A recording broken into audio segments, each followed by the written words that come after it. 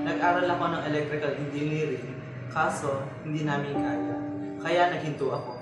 Halos lahat na po ng paraan, kakayanin ko para lang makapagtapos po ako ng pag-aaral. Marami akong pangarap sa buhay, kaya lang simula nung magkasakit yung father ko, parang nawalan ako ng pag-asa.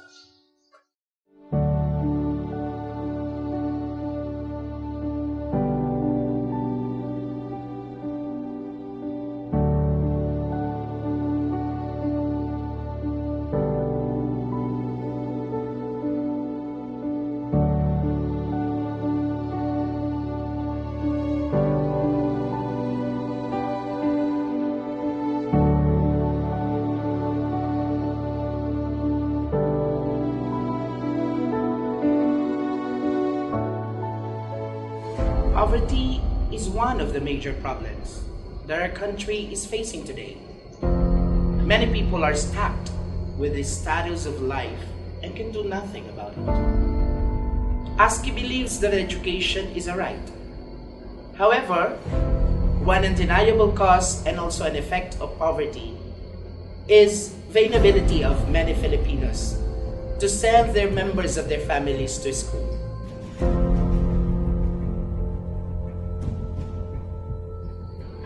That instead of feeding their minds, of course, they will first feed their stomachs. Poverty has deprived them from their right to education. Pangarap ko po ay makapagtapos ng pag-aaral at maiangat sa hirap ng aking buhay at makapagpatayo ng simple at magandang bahay. Subalit, dahil nga sa kakulangan ng pera, hindi namin na-afford yung pag-aaral at makapagtapos sa magandang eskwela. Noong bata pa ako, naranasan ko talaga yung hirap.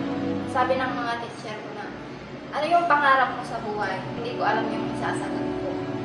Pero yung naisip ko noon na maitaas yung pamumuhay namin. Pangarap ko, ginagawa yung buhay sa magkaroon ng pamilya. Kaso, hindi ko magagawa yun kung wala akong edukasyon.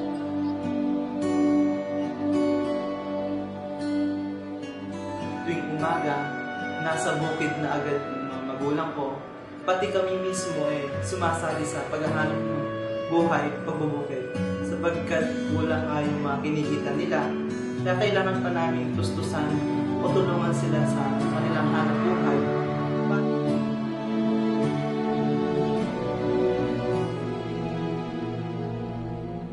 Sa barrio namin, makapagtapos lang ng high school nung una. Nagkasambahay ako na almost 4 years. Doon ko naranasan na ganun na lang ba yung buhay ko. Nagtratrabaho ka kahit pagod ka na. Yung bang gusto mo namang magpahinga, mahiga.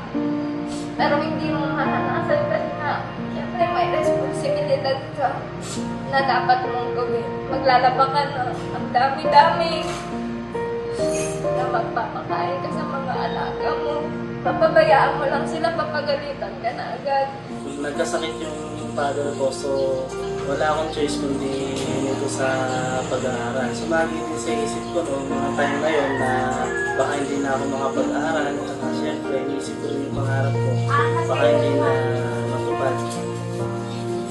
Na ang hirap sa buhay na makita yung mga pamilya mo na naghihirap, na puro hirap na lang.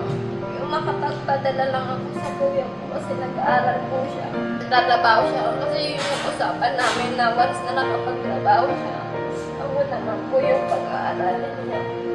Yung bang makapagpadala ako ang saya-saya ko na kahit ala akong pera na naiiwan sa sarili ko. Nakita ko yung paghihirap ng mga magulang ko dahil sa halip na sa pag-aaral namin dalhin yung mga kita nila ay sa pagkain pa namin na nadadala dahil kapos kami dun sa mga pang-financial na panggastos. Alam ko na pupunta pa yung nanay ko dun sa trabaho ko dahil manghihingi ng pera na wala akong maiaabot.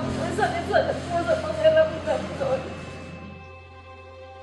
We believe that poverty is not something that should be tolerated.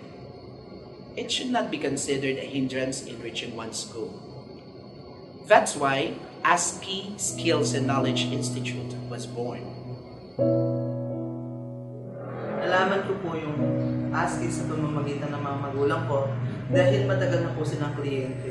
Nagkaroon po ng oportunidad ang ASCII sa bawat anak po ng kliyente na magkaroon ng mga eskola.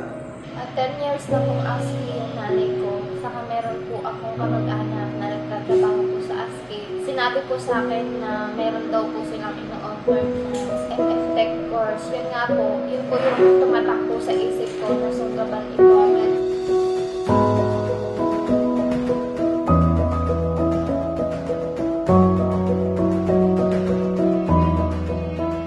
ASCII Skills and Knowledge Institute was established on June 11, 2010 because ASCII saw the need for capacity building, skills development, and transformation for both employees and the community. Currently, we have a total of 65 scholars who graduated the Microfinance Technology and Housekeeping course.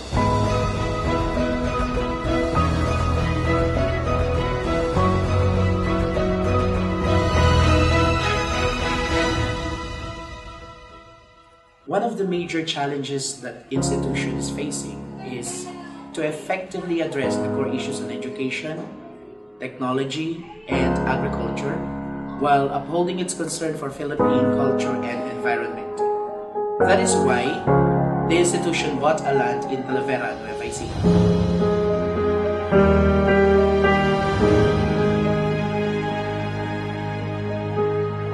ASCII Social Enterprise and Technology Center is one of the projects on the land. Ang ASCII Dev Farm Building ay itinayo dito sa Barangay Sampalo na may approximately o kabuuang sukat na less than 3,000 square meter na kung saan ang classroom ay magkakaroon ng 5 classroom sa ibaba at 5 classroom sa itaas. Na ang bawat silid ay maaari nating i-convert base sa dami o quantity ng mga magsisipag-seminar o bilang ng estudyante. Malaki po ang naging pagbabago sa buhay. Unang-una po sa pinansyal, na dati pong hindi ako nakakabili ng mga bagay na gano'n. Sa ngayon po, mararanasan ko na yung mga bagay na hindi ko naranasan dati. Nagkaroon po ako ng mga ipon, na subalit hindi naman gano'n kalaki, pero nandun talaga yung makikita na lumalabo ang bawat isa sa amin.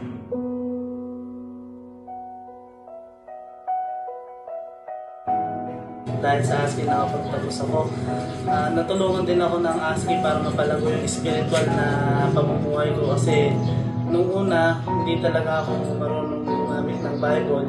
Dahil sa ASCII, unti-unti na napalago niya yung spiritual na pamumuhay ko. Natuto ako magbasa ng Bible, natuto ako mag-share ng mga banal na salita.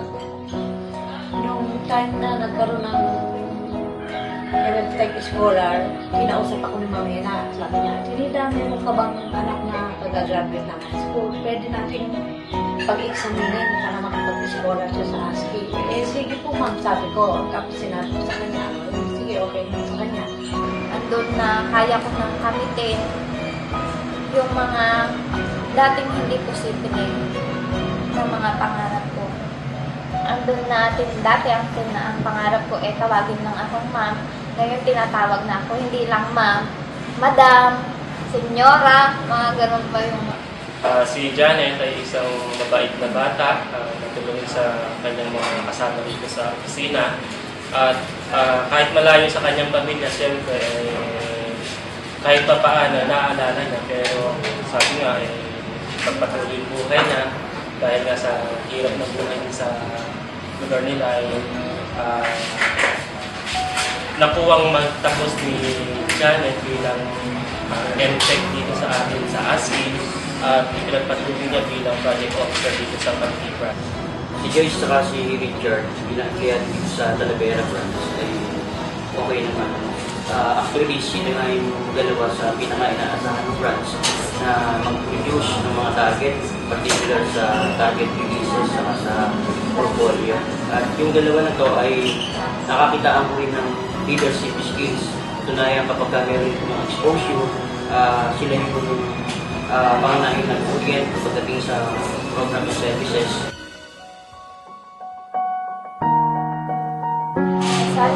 lumago po ang ASCII para po marami po silang natulungan katulad ko, nakapos po sa pamumuhay. Para sa gayon po ay lahat po ng mga nawawalan po ng pag-asang makapag-aral, pero meron pong kakayahan makapag-aral at ipatid po yung kanilang mga pangarap ay maging posible po.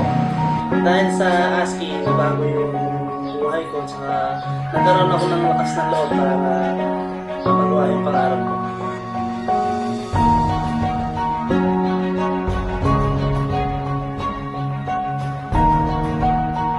Sana magkaroon ng universidad o malaking paaralan ng ASCII para kahit mahirap o mayaman, pwede makapag-aral. We want to give them hope that there is still a brighter future ahead of them.